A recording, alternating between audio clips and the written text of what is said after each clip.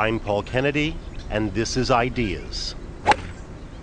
The thing about it is that it's never the same way twice. I mean, a chessboard is a chessboard, and a tennis court is a tennis court, and a bowling green is a bowling green. You're looking at something that's very restricted. Golf is not restricted, because if I stood with a tennis racket all my life, I could never hit a forehand like Jimmy Connors, for example, or a backhand like Björn Borg. But they could pick up a golf club and fiddle about with the game and get a birdie. They might even get 2 birdies or some pars as they go around. Even the worst golfer's going to get something out of the game. He might hit a slice drive and a slice second shot and chip in for a 3. I mean, that's a tremendous boost. It's because it's forever changing. There's never the same problem twice. That's the thing about golf.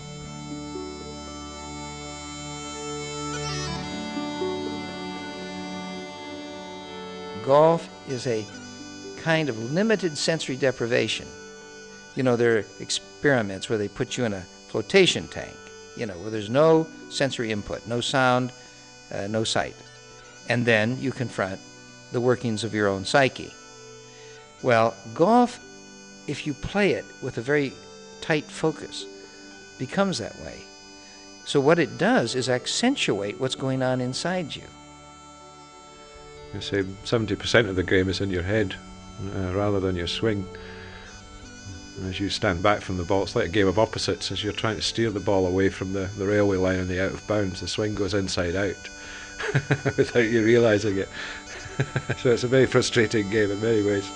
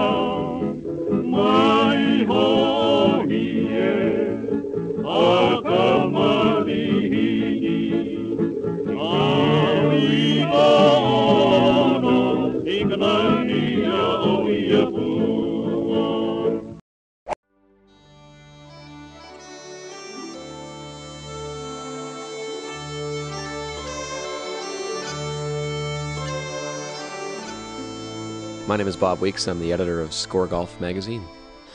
I was on holidays last year, and I don't typically get a lot of time for holidays in the summer. It's obviously the busiest time of the year when you're in the golf business, but we always make a point of taking a week and going out to Prince Edward Island, which is where my family's originally from. And it was actually where my father taught me how to play golf a number of years ago.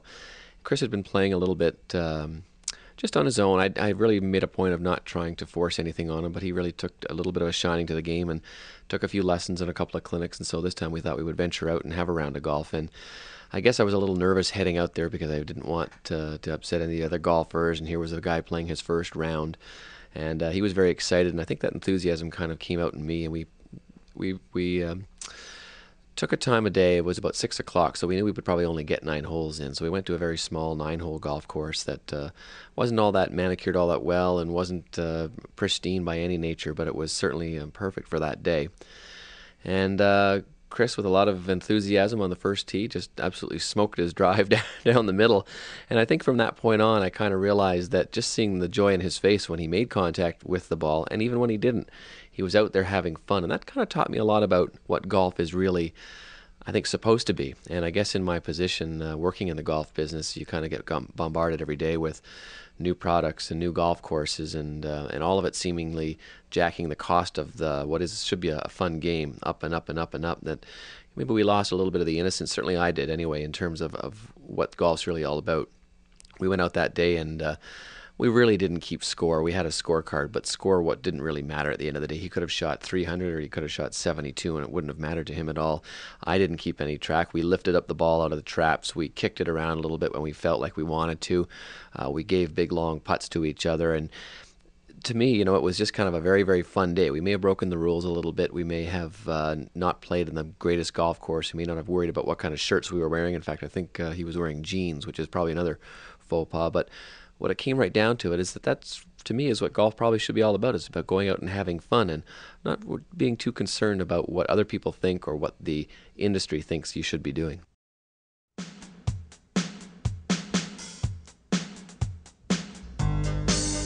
Give me one more golf game, give me one more round. I'll show you I can hit the ball and not dig up the ground. Yes, it's me, just me, makes this game more hard. But Lord, I'm better than this darn scorecard. Sure, the handicap don't lie, but it's not the whole truth. When I just can't find the fairway or the short game of my youth, there's the nerves that come from nowhere when those 2-foot putts don't fall. And them hackers playing 13, I know they took my ball.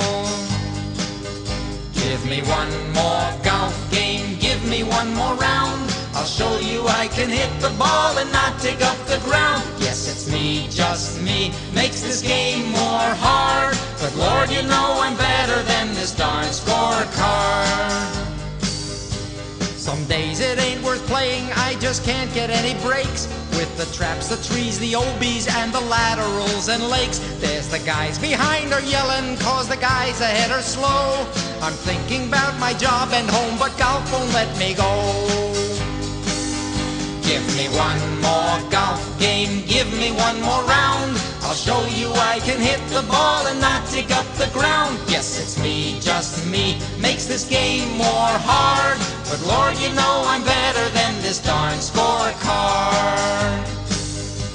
I played one day with Duffer Joel, and halfway through the round, he chili dipped his putter and he fell dead to the ground. We gave old Joel an X on the hole and a few kind words were said. Then we buried him down in the divot he made and caught up with a group ahead. Give me one more golf game, give me one more round. I'll show you I can hit the ball and not dig up the ground. Yes, it's me, just me, makes this game more hard. But Lord, I'm better than this darn scorecard.